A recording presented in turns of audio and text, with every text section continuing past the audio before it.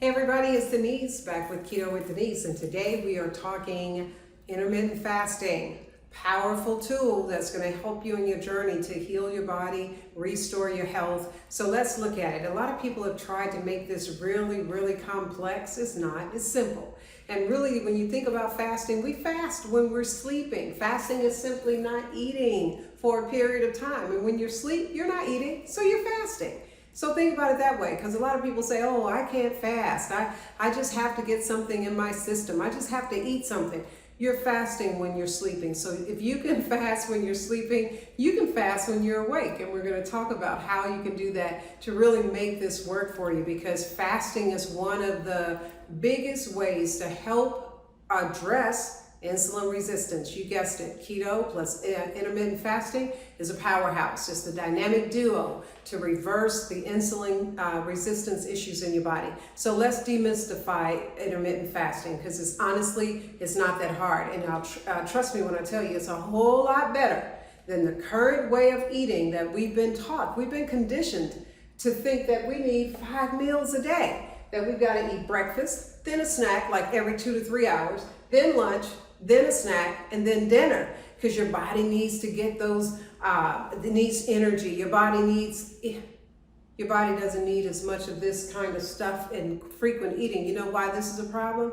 This is contributing to insulin resistance, because every time you eat, insulin is released. And depending on what you're eating, a whole lot of insulin could be released in your body. So we want to move away from the 5 meals a day and the snacking in between and all of that, and allow your body to truly process the food that's taken in, making sure that it's healthy food, and be able to reverse the issues of insulin resistance. So let's look at how you convert to or move away from the 5 meals a day. First thing we start is the 3 meals a day. It's important to start somewhere. Some people want to go right to 2 meals a day and 1 meal a day. I always say, let your body adjust. When you start to change your diet, it's a little stressful on the body, because your body is accustomed to having things a certain way. So we want to ease you into this way of eating with intermittent fasting. So when we say 3 meals a day, it's breakfast, lunch, and dinner. Notice there is no snacking in between. So there is a period of fasting even in that. So your body has a chance now to process the insulin that's necessary from the foods that you're eating. And we're hoping that when you do eat the breakfast, lunch, and dinner, that you are mindful of the type of food. Remember, we said keto, so you're eating hopefully high quality fats and low carbs, so low sugar, because it doesn't make sense to eat 3 meals a day and it's all high sugar. You're not solving that problem whatsoever, okay? So it's going to be important as you transition from probably very high carbs in this way of eating and high sugar to going to 3 meals a day, and then it's low carbs. Okay, so when you do that, that's a transition that your body has to make. And generally, when you're ready now, because the longer you fast, the more you can heal the insulin resistance. And what I mean by that, 3 meals a day is a great start, but that's not where I want you to end. I want you to begin to transition to 2 meals a day, and that's where you really start to crank up the fat burning furnace in your body. Because when you do that, and let's look at it, if you're eating, let's go back to 3 meals a day for a second, and let's just say you're eating breakfast at 8 o'clock. Your last meal was at 8 the night before, or 9 the night before. You're averaging 11 to 12 hours of fasting at 3 meals a day. And then your next meal from 8 or 9 o'clock might be 1 o'clock.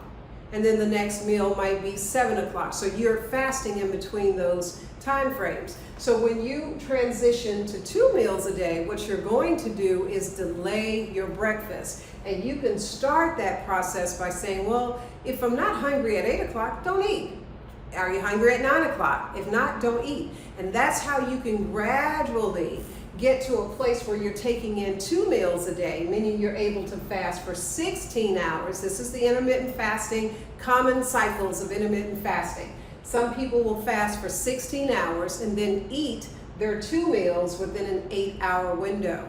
And that's good that you're doing 2 meals. We're not trying to fast for 16 hours and eat 3 meals. That's, again, going to defeat the purpose. We're trying to reduce the insulin that's generated in our bodies. So we're trying to eat quality foods, but eat less often. So that fasting, your body is going to go into the fat stores and start burning the fat that's stored up in your body. It's going to allow the process of autophagy at 18 hours. Autophagy is just like, think of it this way.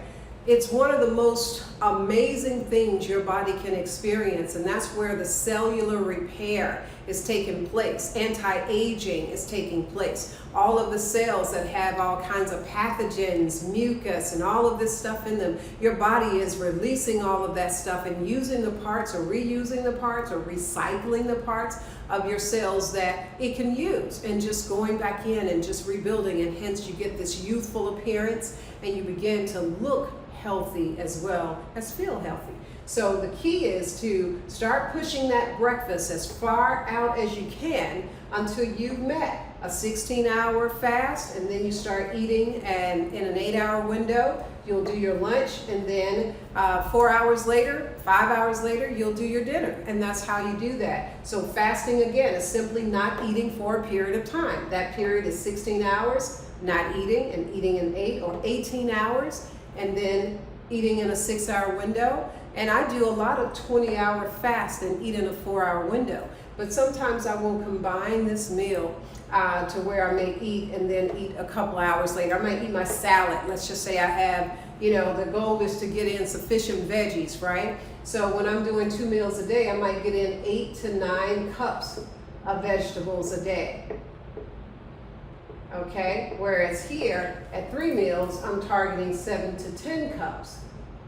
So I can make that happen on this schedule, but then ultimately, because I am really trying to improve my health, I want to get to 1 meal a day, then I'm going to slowly push out eating that lunch until I'm able to go 21 hours, and then I can eat that 1 meal a day. That's what OMAD means, that I'm eating that 1 meal a day. So I can fast for 21 hours, eat within a 3-hour window, 22 hours, or even 23 hours. So the whole idea is to eat your vegetables first. And this is really a good tip for you. Eat your vegetables first. Why? Because I'll get full on fat. If I'm taking in high quality fat, it's filling. That's the whole idea of taking in fat too, because your body wants to use that fat for energy, but I'm also going to be satisfied. So I want to eat my vegetables first. I want to take in my protein, my fat last. So that's important to make sure you're getting the nutrients, the vitamins, the minerals that your body needs, okay?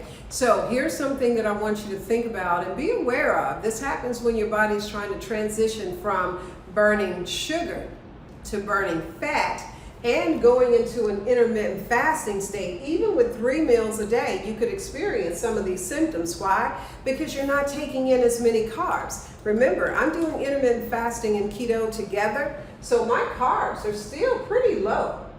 20 grams to 50 grams, and I say 50 grams are typically for those people that don't have any weight that you really need to lose. You don't have a weight issue, but yet you've got an insulin resistant issue, or you've got other conditions that are caused by insulin resistance, high blood pressure, diabetes. You don't have to be overweight to have diabetes. You don't have to be overweight to have high blood pressure. So for those people that don't necessarily have a lot of weight to lose, but you've got some health issues, you can still do this. You can still do intermittent fasting, but that's where we say your carb counts would be a little higher. If you've got a teenager that, they've got a lot of energy already, they might be on the higher end because they're going to burn. They're going to use that. They're more active.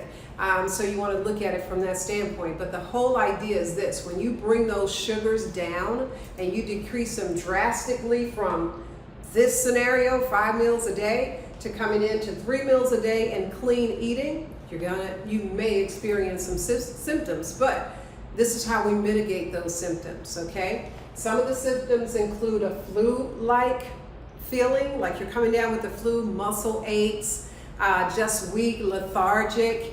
That's called a keto flu. Your body is transitioning, but it doesn't feel great. So how do you mitigate or minimize the risk of getting keto flu. I didn't get it. A lot of people don't get it, and some do.